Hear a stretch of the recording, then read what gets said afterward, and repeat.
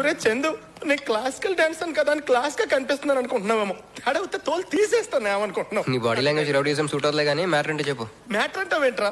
అప్పుడేమో మా చెల్లి పిల్లలు చెడగొట్టావు, ఇప్పుడేమో నా కోసం వచ్చిన పూజ నాకు కాకుండా చేయాలంట. బావా చెల్. కదవా. సరే నేను చెప్పేది విను. పూజ నిన్ను వెతుక్కుంటూ రాలేదు, నేను పంపిస్తే వచ్చింది. రబీష్, ఏంట్రా నువ్వు మాట్లాడేది?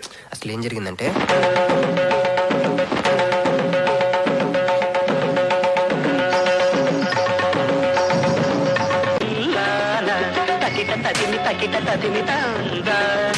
హృదయ నయల జతుల గతుల తెల్లాన తడబడు అడుగుల తప్పని తాళాన తడిసిన పెదము